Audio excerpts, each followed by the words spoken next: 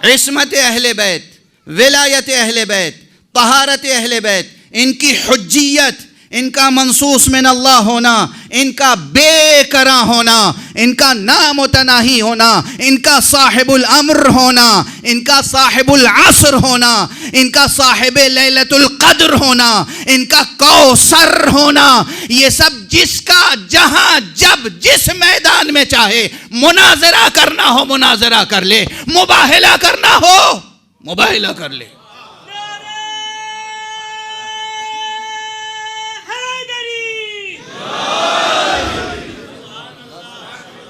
खुदा की कसम ये बीबी वो है, मैं लफ्ज मुबाहिला खास तौर से इसलिए इस्तेमाल कर रहा हूं, बदर से लेकर तमाम जंगें फतह करने के लिए तो अली मौजूद थे, मुबाहिला वो खास मैदान था जो ज़हरा की आमद से फतह हुआ है।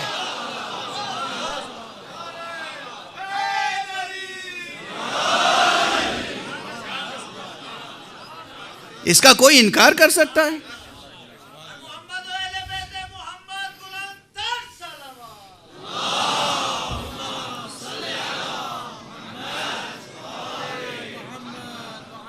भाई जो अहले इल्म है, अहले फضल हैं, उनके लिए तो ये सब सिर्फ तज़क्कुर है, लेकिन अगर कोई ऐसा फ़र्द है तो उसके लिए मैं ज़रा सी वजाहत कर दूं कि तारीख़ में क्या है। नसाराए नजरान मदीने आए, हुजूर से मुलाकात की और पहले ही दिन हुजूर का जलाल भी देख लिया, जमाल भी पहले ही दिन। जब आए ज़र्क बर्क लिबास पहनकर तो हुजूर ने जलाल का इजहार किया। इनकी समझ में नहीं आया कि आखिर ये साहिब खुल्क़ अज़ीम जिसके अखलाक का इतना शोहरा है, जो नबी है, इसने हमारे सलाम का जवाब क्यों नहीं दिया? तो बस असहाब इतने ही रमज़ शनास और मिजाज शनास नबूवत थे कि किसी को जवाब समझ में नहीं आया।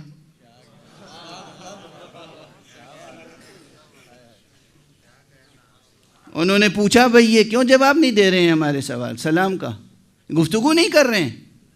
किसने जवाब दिया? किसी सहाबी ने?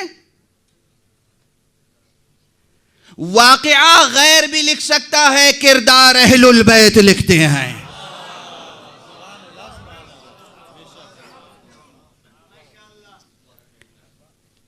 जवाब सलाम न देना वाक़िया है। क्यों नहीं दिया? इसके पीछे क्या हिकमत है, इसका क्या असर मुरत्तब होगा, यह किरदार है। वाज़ेह है। जैसे मैंने मुस्कुराहट की मिसाल दी थी, वैसे यहाँ गज़ब की मिसाल दी है। मुअर्रिख़ ये लिख दे कि नसाराए नजरान आए, रसूल ने सलाम का जवाब नहीं दिया, वाक़या है। इस वाक़या निगारी से कुछ हासिल नहीं होगा, कोई दर्स हासिल नहीं होगा, इंसानियत को कोई फ़ायदा नहीं होगा जब तक के किरदार सामने ना आए। किरदार कौन समझाए? किरदार तो वही समझाए जो नफ्स का मर्तबा रखता हो।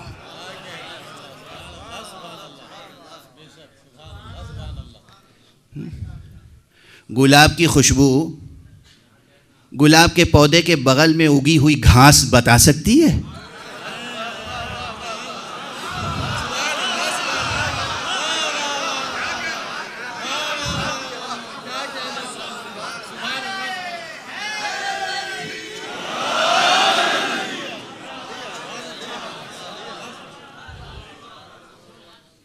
मुझे वैसे सैर और सियाहत का बहुत शौक़ नहीं है, क्योंकि सारी दुनिया की सैर और सियाहत कुतुब खाने में बैठ के कर लेता हूँ। लेकिन मैं एक बार फैज़ाबाद गया था तो बाबरी मस्जिद को भी मैंने जाके देखा था, जब मुनहदिम नहीं हुई थी, शहीद नहीं हुई थी। और वहाँ एक गुलाब बाड़ी है, वहाँ भी गया था। तो गुलाबों के माशाअल्लाह तख्ते लगे हुए थे, बहुत से दुनिया भर के किस्म किस्म के गुलाब वहाँ, वो एक चीज़ है। लेकिन गुलाब के पास जो घास थी उसमें कोई खुशबू नहीं थी। मैं कैसे समझाऊं खुद को? अरे ये रहा गुलाब, ये रही घास। बास तो उसी गुलबुन की जड़ से रोईदा हुई है। मालूम होता है कि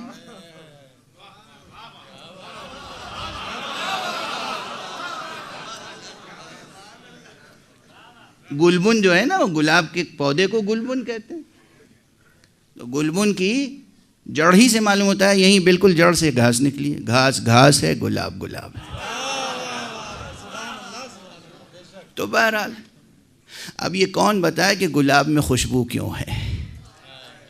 ये कौन बताए कि गुलाब का रंग इतना दिलावेज क्यों है?